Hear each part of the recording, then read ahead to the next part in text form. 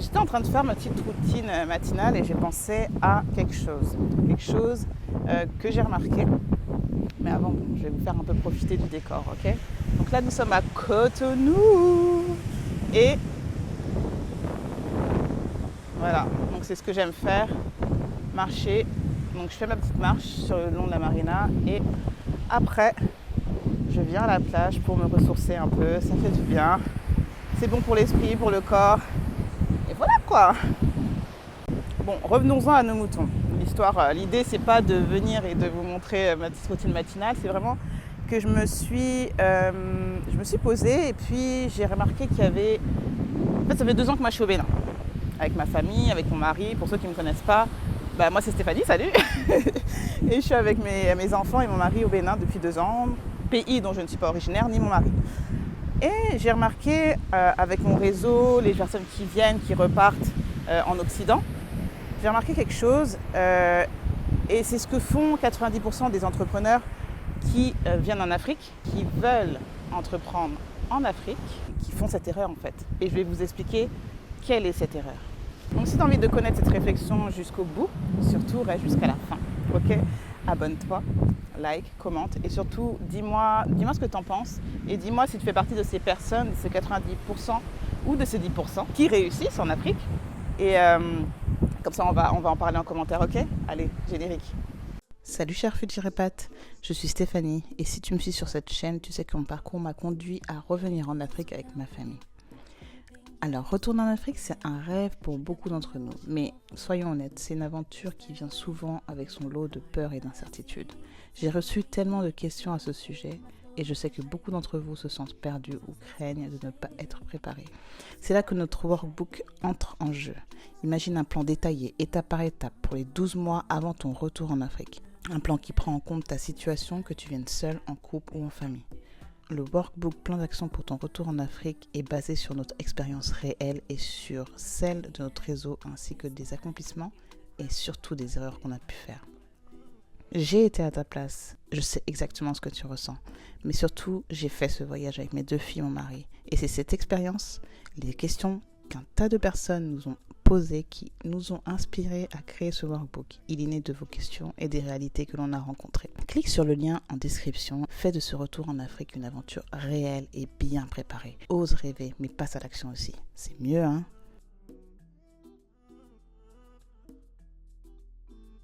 Donc j'ai voyagé dans quelques pays en Afrique et ce que j'ai remarqué, le point commun que j'ai remarqué, c'est qu'il y a des opportunités. Il y en a partout, vous allez me dire, il y en a partout des opportunités, c'est vrai. Mais en Afrique, ça saute aux yeux. En fait, tu marches dans la rue, tu vois les opportunités. Et c'est comme ça qu'en fait j'ai visualisé, avant de venir ici au Bénin, c'est comme ça que j'ai visualisé le pays. Je savais qu'il allait y avoir des opportunités. Je ne savais pas encore lesquelles vraiment, mais je savais qu'il allait en avoir. Je vous raconte un peu mon expérience. J'ai une marque d'accessoires capillaires et de vêtements. Et en venant ici, je me suis dit, voilà, je vais chercher des couturières parce que c'est moi qui cousais mes propres vêtements lorsque j'étais en France, mes propres créations, pardon. Ce que je me suis dit, c'est que j'allais engager quelqu'un qui allait faire la couture à ma place. Donc j'ai pu agrandir ma collection, j'ai pu développer by Shaeli, qui est ma marque. Et ensuite, autre opportunité, c'est quand on est arrivé, comme je vous disais dans une autre vidéo, quand on est arrivé au Bénin, on a vu que c'était compliqué de trouver un logement meublé correctement, qui correspondait en fait à nos exigences. Qui correspondait à nos exigences. Je ne sais pas dire ce mot. Qui correspondait à nos exigences. Je te jure, attends. Qui correspondait à nos exigences. Et donc voilà, c'était compliqué de trouver un logement adéquat, on va dire. Et du coup, j'en ai fait une opportunité, c'est que je me suis dit, je ne suis pas la seule personne à vivre cette expérience. Il y a d'autres personnes qui arrivent, le Bénin se développe. Pourquoi ne pas en faire un business? Pourquoi ne pas créer, créer mon propre logement avec tout ce dont une personne qui vient par exemple de l'Occident aurait besoin. Donc j'ai créé Maison Shaeli avec mon mari, donc on a créé Maison Shaeli.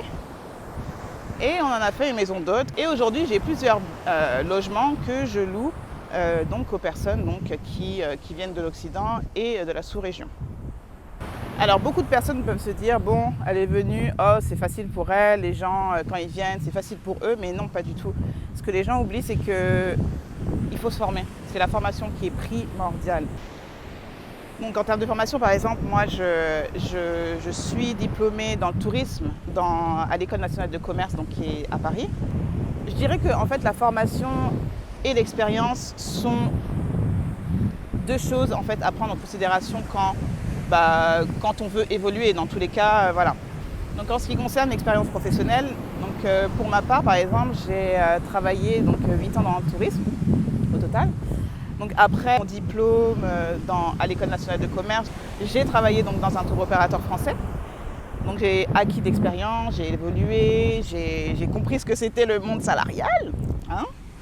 Et ensuite, l'idée c'était de prendre des risques. Donc ce que j'ai fait, c'est qu'avec ma famille, on est parti au Canada.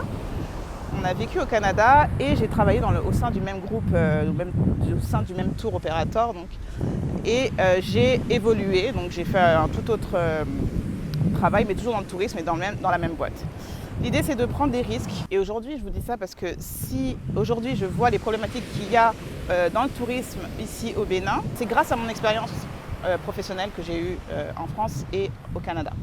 Je vois exactement les problématiques qu'il y a ici.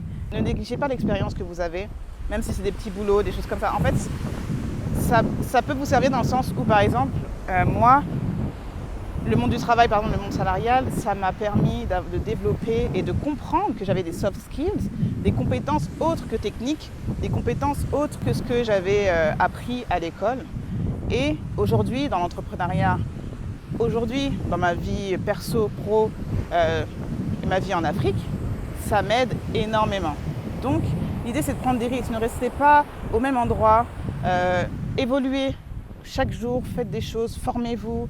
Vous voulez atteindre un objectif, formez-vous à ça. Essayez d'être meilleur en fait chaque jour.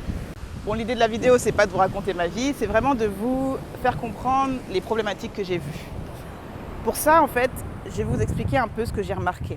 Ce que j'ai observé, c'est, qu'en regardant les vidéos de grands youtubeurs africains, c'est qu'ils n'ont pas attendu d'être en Afrique pour entreprendre. Par exemple, je vais les citer, on a Philippe Simo, donc Investir au pays, on a Stéphanie Mbida de Parlons Business, on a Jean-Yves, l'investisseur africain, on a Augustin. Je vous invite d'ailleurs à vous abonner à leur chaîne qui sont superbes et qui offrent beaucoup.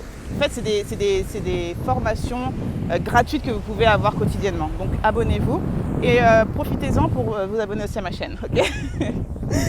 Et d'activer la petite cloche. Merci. Donc pour en revenir à nos youtubeurs, ils n'ont pas attendu d'être en Afrique avant de commencer, avant d'entreprendre. Ce qu'ils ont fait, c'est qu'ils ont développé des compétences donc, où ils habitaient, où ils vivaient, et ils se sont formés, ils ont acquis d'expérience. Il y en a qui sont allés à Dubaï, qui ont vécu en France, voilà, au Canada, aux USA.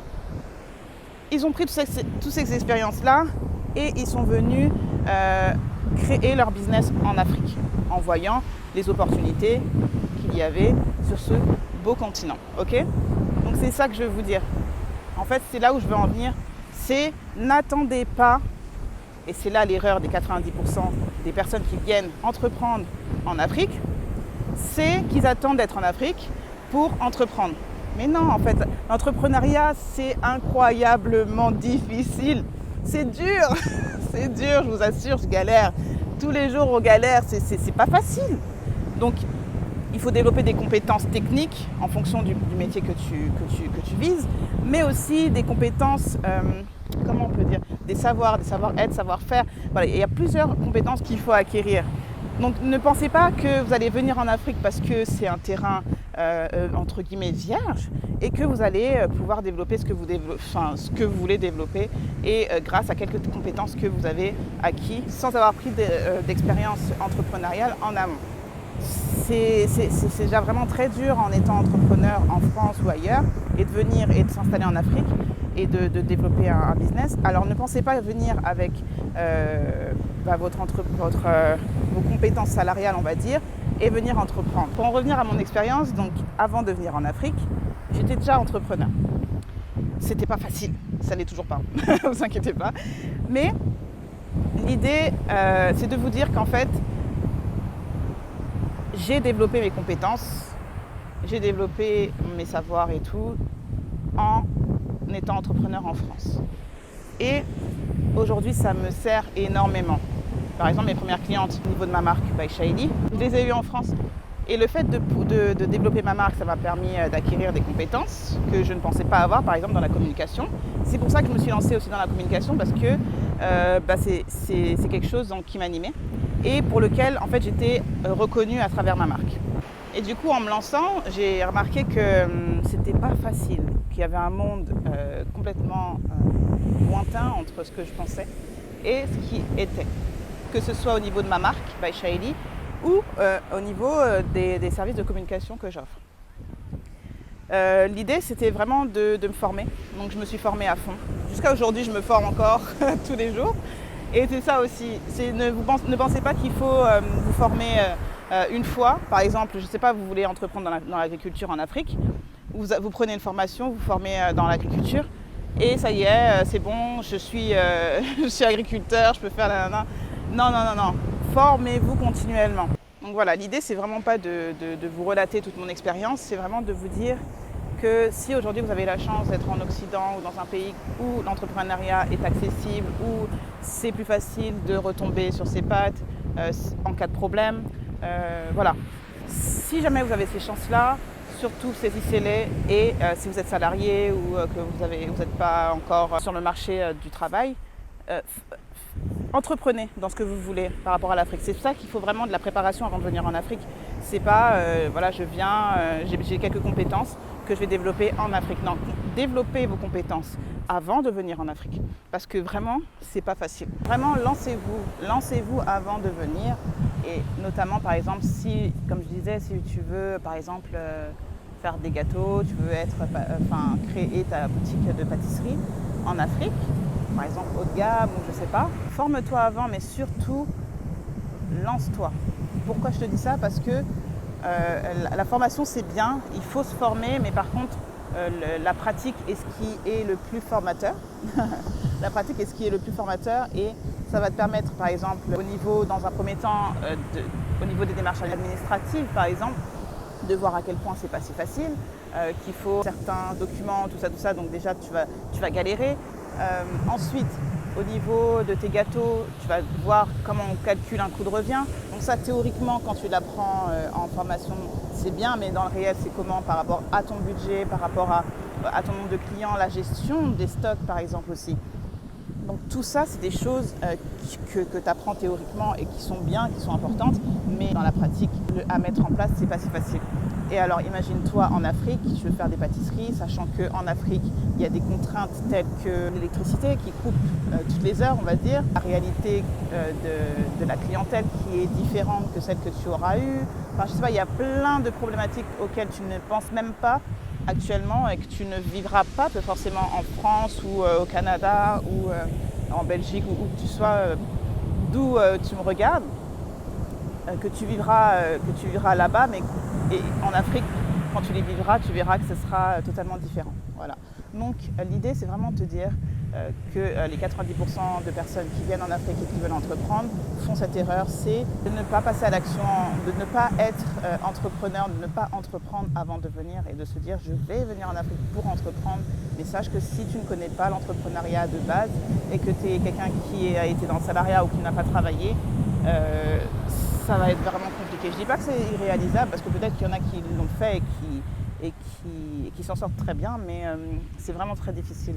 Donc prépare-toi et ça mérite vraiment que tu investisses en toi avant de venir. Donc un retour en Afrique, c'est vraiment, c'est waouh. Franchement, c'est génial, c'est une expérience de ouf. Par contre, ça peut être un cauchemar. Ça peut être un cauchemar si tu ne t'y prends pas bien, si tu n'as pas de préparation financière, si tu n'as pas de préparation au niveau de tes compétences, si jamais tu veux entreprendre, au niveau du mental. Du mental, ouais, je t'assure. Et donc voilà, prépare-toi vraiment, c'est super important. Donc si toi aussi tu souhaites entreprendre en Afrique, sois déjà, par rapport à où tu es actuellement, un entrepreneur à succès. Fais tout pour l'être. Tu verras qu'en Afrique, tu seras beaucoup plus à l'aise pour entreprendre, pour développer ton activité et même pour en développer d'autres.